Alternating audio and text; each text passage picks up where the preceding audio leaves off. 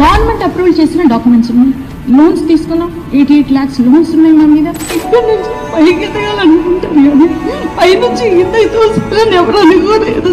ఇక్కడ విల్లా కూల్చేసి 3 నెలలు అయింది. మీ విల్లా గురించి మీరు ఎంత లోన్ తీసుకున్నారు బ్యాంక్ నుంచి? 70 లక్షలు.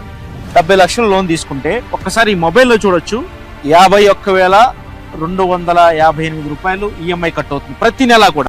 ఎప్పుడైతే ఈ హైడ్రా అనేటటువంటిది పరిమితి, మీ పర్మిషన్స్ లేవు, అక్రమమైనటువంటి కట్టడాలు, ఇవన్నీ కూడా ఈ బఫర్ జోన్లోకి వచ్చినటువంటి ఇల్లు అని కొత్తగా ఒక వివాదాన్ని లేవదీసి ఆ ఇళ్ళని కూలగొట్టడం, ఆ ఇంటి మీద అతనికి హక్కు లేదని చెప్పడం, ఇవన్నీ డిక్లేర్ చేసిన తర్వాత ఇప్పుడు ఇవన్నీ పిక్చర్లోకి వచ్చాయి.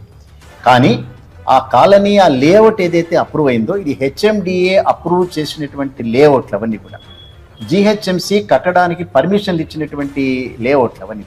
సో వాటికి లీగల్ ఒపీనియన్ ఇచ్చిన తర్వాత మాత్రమే బ్యాంకులన్నీ కూడా అడ్వాన్స్ చేయబడతాయి. బ్యాంకులకు ప్రత్యేకమైనటువంటి మెకానిజం, బ్రాంచ్ మేనేజర్ వెళ్ళడం, ఇవన్నీ కూడా అక్కడ ఉన్నటువంటి గవర్నమెంట్ ఏజెన్సీస్ మీద ఆధారపడటం, వారు ఇచ్చినటువంటి పర్మిషన్లన్నీ వెరిఫై చేయటం, అక్కడ ఉన్నటువంటి ఒక లీగల్ ఒపీనియన్ తీసుకున్న తర్వాత ఇచ్చినటువంటి లోను అది ఒక అక్రమమైనటువంటి లోన్ అవ్వటం కానీ ఇంకోటి కానీ ఎట్లా అవుతుంది. సో బ్యాంకులు సక్రమంగానే లోన్స్ అన్ని డిస్బర్స్ చేసినాయి. ఇప్పుడు ఇక్కడ ఎప్పుడైతే పూర్వపు ఇచ్చినటువంటి పర్మిషన్లని తిరగదొట్టడం, ఇప్పుడు బ్యాంక్స్కి వచ్చేటప్పటికి రకరకాల బ్యాంక్స్లో మా అంచనా ప్రకారం వచ్చేటప్పటికి దాదాపు 8-10 వేల కోట్ల రూపాయల పైబడి లోన్స్ అని ఇచ్చినారు రెండింటికి కూడా ఇప్పుడు కొట్టేసినటువంటి వాటిల్లో. సో 10,000 కోట్ల వరకు ఉంటాయి, 8 నుంచి 10,000 కోట్ల రూపాయల వరకు ప్రాథమికంగా అంచనా వేసినారు ఇవన్నీ. సో ఇంత పెద్ద మొత్తంలో ఇచ్చినటువంటి సక్రమమైనటువంటి లోన్స్, అడ్వకేట్ లీగల్ ఒపీనియన్తో ఆథరైజ్ చేసినటువంటి టైటిల్ డీడ్, ఇవాళ టైటిల్ డీడ్ లేకుండా పోయింది. అంటే ఇప్పుడు ఆ బారోవర్ దగ్గర ఆ స్థలం లేదు, ఇల్లు లేదు, పర్మిషన్ లేవంటున్నారు, బ్యాంక్ లోన్ మాత్రం అట్లాగే ఇంటాక్ట్. సో బ్యాంకు కూడా ఎక్కడి నుంచి ఇచ్చినాయి లోన్స్?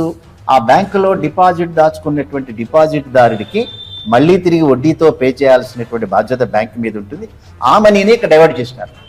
ఈ మనీ కనుక రాకపోతే డిపాజిట్ దారికి ఎక్కడి నుంచి పే చేస్తుంది బ్యాంక్ అది? సో హోల్ సిస్టమ్ కొలాప్స్ అయిపోతుంది. 10,000 కోట్ల రూపాయలతోనే బ్యాంకింగ్ సిస్టమ్ కొలాప్స్ అని కాదు నా అర్థం. రేపు పొద్దున్న ఈ 10,000 కోట్ల రూపాయలు కనుక అయ్యే ప్రమాదం అయినప్పుడు బ్యాంకుల యొక్క మనుగడే ప్రమాదంలో పడేటటువంటి పరిస్థితి. అందుకని సక్రమంగా ఇచ్చినటువంటి లోన్లు ఇవాళ బ్యాంకుకి రీపే చేసేటటువంటి పరిస్థితి అతని దగ్గర లేదు. ఎందుకు? అతని దగ్గర ఆస్తే లేదు. పోనీ కనీసం స్థలం మీద ఏమైనా అతనికి ఏమైనా హక్కు ఉందా అంటే స్థలం మీద కూడా హక్కు లేదు. స్థలం మీద లేదు, ఇంటి మీద లేదు, పర్మిషన్లు అన్ని సక్రమైనవి కావంటున్నారు, ఏమీ లేదు. అతని దగ్గర నుంచి రికవరీ చేయాలి, ఏదో పెద్ద లీగల్ డిస్ప్యూట్గా అయ్యేటటువంటి ప్రమాదం. సో బ్యాంకులు ఏమైనా తప్పుదారులు ఇచ్చినాయా? అడ్వకేట్ ఇచ్చినటువంటి లీగల్ ఒపీనియన్, పర్మిషన్లు అన్ని సక్రమంగా ఉన్నాయి వాళ్ళ దగ్గర, జిహెచ్ఎంసి హెచ్ఎండిఏల దగ్గర ఇచ్చినటువంటి. సో ఇవన్నీ కూడా లేనిపోయినటువంటి వివాదాలని లేపటం, అదే రకంగా ఉన్నటువంటి మార్కెట్ని కూలదోయటం అనేటటువంటి జరిగిపోయింది. సో ఇప్పుడు ఇవాళ అమ్మకాల లావాదేవీలు ఎక్కడ కూడా కొనుగోళ్ల అమ్మకాలు జరగట్లేదు. ఏం సాధించింది అనేటటువంటి ప్రభుత్వం ఇవాళ మనకు కనిపించట్లేదు. హైడ్రా అనేటటువంటి వ్యవస్థ ఏదైతే ఉందో అసలు టైటిల్ ఇల్లు అతను కాదంటుంది, కానీ ఆనాడు టైటిల్ ఇల్లు అవునని కదా ప్రభుత్వాలు ఇచ్చింది. సో ఇప్పుడు ప్రత్యేకమైనటువంటి పరిస్థితుల్లో టైటిల్ డీడే లేనటువంటి పరిస్థితులు ఇక ట్రాన్స్ఫర్ అయ్యేటటువంటి అవకాశం లేదు, చట్టరీత్యా కాదన్నారు. సో చట్టం దీనికి ఒప్పుకుంటోందా?